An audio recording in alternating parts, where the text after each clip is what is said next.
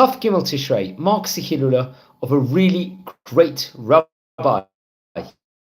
His name was Chacham Shalom Amar Z'tl, one of the great rabbis of the 1800s. He was born, I believe, back in English year 1862, and that happened to be naturally on the 15th of Kislev of that specific month.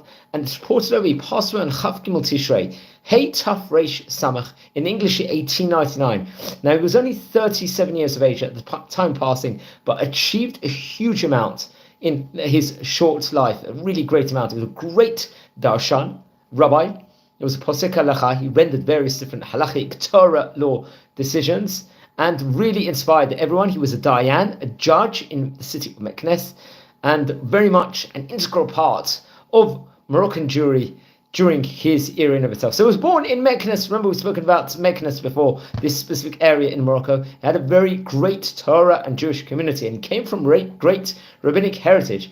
His father's name was Rabbi Shmuel, and he happened to be also a judge in the city vicinity in of itself. His mother, Rabbanit Rivka, actually came from the family of Toledano, Mishpachat Toledano, a very famous family, I believe, originally from Spain, before the Inquisition, and very much a great rabbinic family in Morocco, respectively.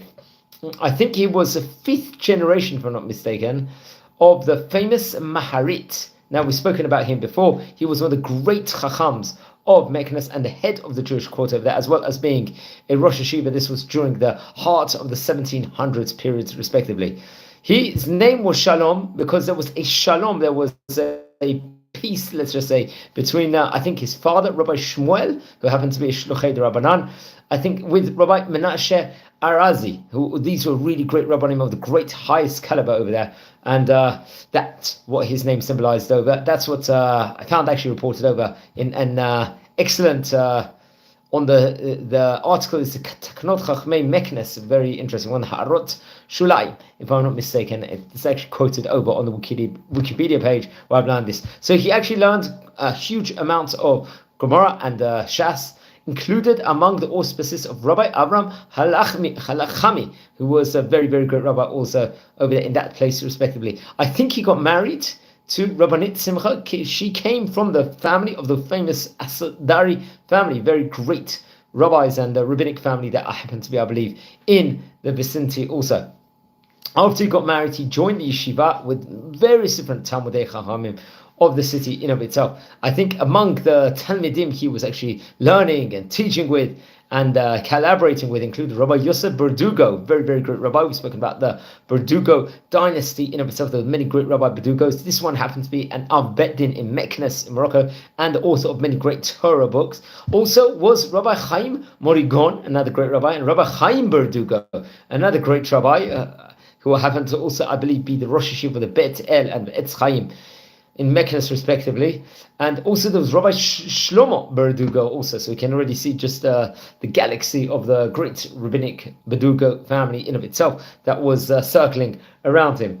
And he very, very much was a great rabbi in the vicinity. I think after his father passed away, I think it was in the year Yud Chet Elul, in the Hebrew year Hey Taf Resh Mem Tet, he, I think, joined the Bet Din in of itself, the Jewish court over there, through the auspices of Rabbi Yaakov Berdugo, the Ha'edut B'Yaakov. And I think also there was another great rabbi, Rabbi Raphael Ibn Sur. These were really great rabbis of the highest caliber in of itself. And they were the Dainim of that vicinity, along with, I think, other great rabbanim in of itself. They had grappled with a lot of a huge amounts of tasks inside that specific vicinity, as it was a very important time in the history of Meknes, various different halachic renditions, and very much so on that topic. I think he was a supporter of many people to move to the land of Israel to make aliyah in of itself, and I think they actually set up, if I'm not mistaken, the Yeshuvim Chaklaim, if I'm not mistaken,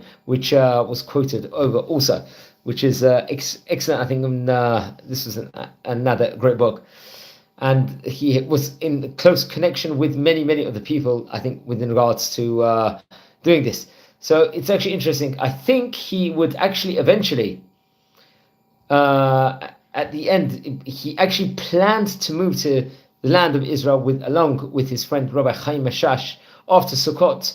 But I think just before Sukkot, he suddenly passed away. If I'm not mistaken, he fainted, and he didn't pass. I think he passed away, as we said before, it was on Chaf Gimel Tishrei. That's the last day of Sukkot on the time period of Simchat Torah. So I don't think he made it to the land of Israel at the end. I think he had planned to make Aliyah, but that didn't unfortunately come about at the end.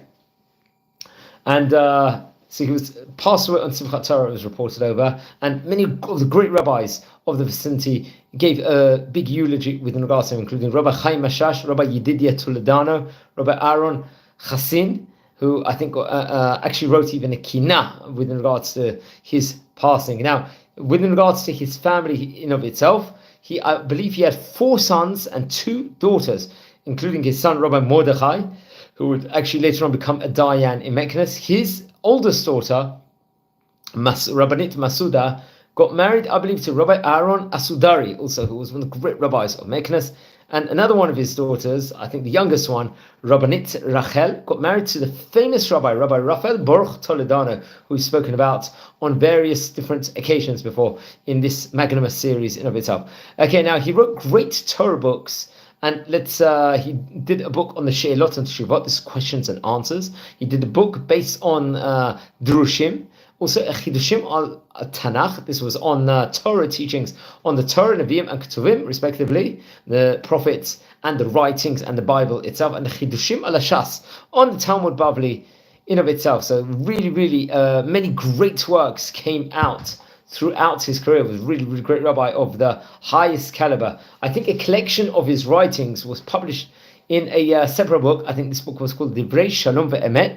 This was, I think, done through the Rabbi Avram Amar, if I'm not mistaken, and Rabbi Meir Amar also. And I think it was published through the Avat Shalom publications in the year Tav Shin Samach also. So this was very interesting. So he only lived 37 years, but achieved a huge amount in his short life. He passed away, I believe, in the year 1899. So that would be approximately now, at the time of recording, 125 years. So please don't forget to light candles in the great rabbi's memory. He was one of the great rabbis of his time period. Learn more about him, and we are a community here. Please, everyone, subscribe to the channel, like the video, share the videos. We've covered more than 450 great rabbis of yesteryear. In the series, we've probably covered at least 50 great Moroccan rabbis, if not even more. So wishing you well, and a Chag Sameach, because I'm recording this at the time of the festival of Sukkot.